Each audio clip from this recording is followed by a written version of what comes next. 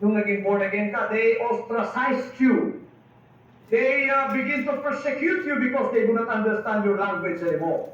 They understand the language of the world. They understand the language of the drunkard. They understand the language of the sinners. You were one of them before. But now that you have accepted the Lord and you have given your heart unto the Lord, hindi ka nila ma-understand yan pag sinabi mong praise the Lord. Hallelujah.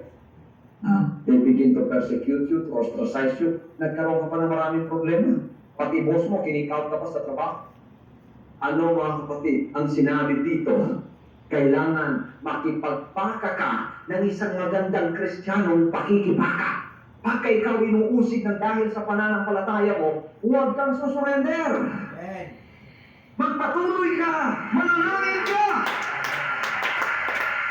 Hallelujah!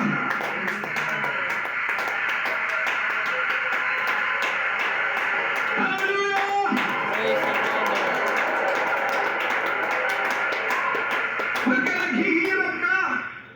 Pagka naghihirap ka, you are undergoing hardships. And many obstacles are being put in front and before you.